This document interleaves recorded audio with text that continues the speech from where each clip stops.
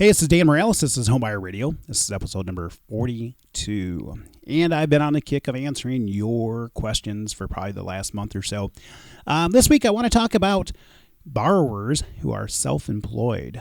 Yes, self-employed borrowers. A lot of times, people think it is harder to get a mortgage if you are a self-employed borrower. Truth be told, I really don't think it is. There's probably some mortgage people that would argue against me. But I can tell you I've been doing this since 1991. I can also tell you I have a ton of clients who are self-employed borrowers, where a lot of times mortgage people would tell you that it's harder to get a mortgage if you're self-employed. A lot of it has to do with the fact that they just don't have the knowledge or expertise in working with a client who is self-employed. They don't understand how to read financial statements and tax returns and how to actually truly, qualify a self-employed borrower for a mortgage. And I can tell you that because I've been doing this for way too long, right? But I can tell you that because I deal with clients who are self-employed all the time. And I can't tell you how many of those clients have been turned down by other lenders because the other lender didn't know how to qualify them correctly, didn't know what questions to ask for, didn't know what documentation to get, and didn't know how to properly figure that client's income. So, you can get a mortgage, okay? Truth be told, if you're self-employed, the general rule of thumb is you typically have to show 2 years worth of tax returns, both business and personal. That's kind of a general rule of thumb, okay? Now, there are many cases where you can actually get away with just showing 1 year's tax return and still being able to qualify for a mortgage. Now, when you look at tax returns, we're going to look at, what are you showing in income on your tax return, but we're also going to take a little bit deeper dive into your tax returns because what we're looking for is things that may be, let's say, a paper loss, such as, depreciation or amortization, or, something that is maybe, duplication of costs. Maybe you're writing off interest on debt that is showing up on your personal credit report that really the company's making a payment for. We're going to take a little bit deeper dive and really understand the finances of the company, because being able to understand the finances of the company is going to help me to properly determine the amount of cash flow that company is able to generate, which of course helps me to determine your ability to qualify for a mortgage. So if you're a client, who's been self-employed, I have had, I should probably tell everybody, I have a background in commercial lending, okay?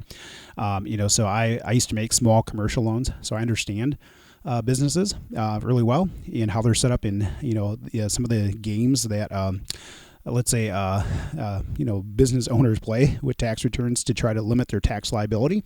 It's not uncommon. A lot of times business owners, who wants to pay income tax, period, right? But a lot of times business owners can be creative in how they go about, treating their income or writing income off. I've had clients who have owned, probably 25 to 30 different companies, and, they, kind of shuffle money between the companies, and, remarkably, at the end of the day, they don't show that they make any money, right?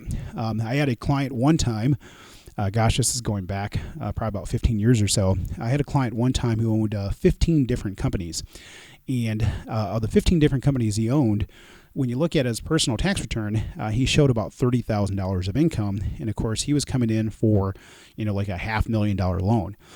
Just a point here, if you have about $30,000 in annual income, it's probably going to be hard to borrow $500,000, right?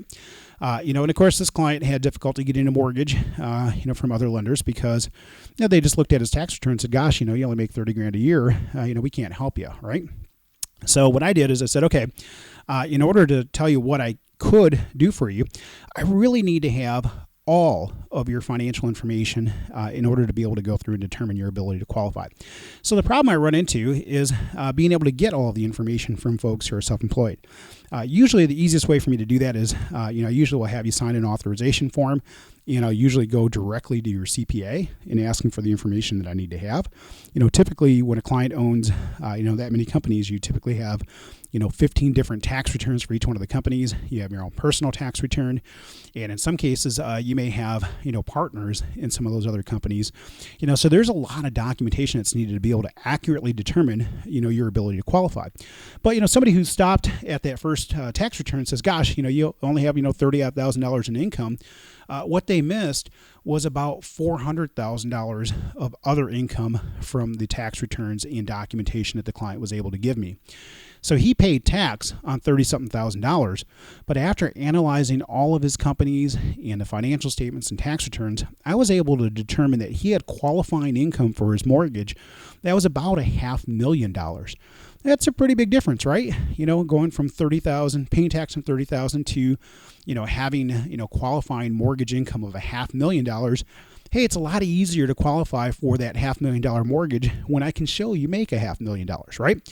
The difference was I knew what I was looking for. I knew what I needed to have. I knew how to analyze the financial statements and that information in order to be able to get that client qualified for a mortgage. So if you are a client who is self-employed, and you're concerned about your ability to get a mortgage, I would tell you we definitely want to help you out. Like I said, I've been lending since 1991. I have a background in small business lending. I know how to read financial statements. I have a small business, I have on the side. So I understand, how business owners operate and how they work.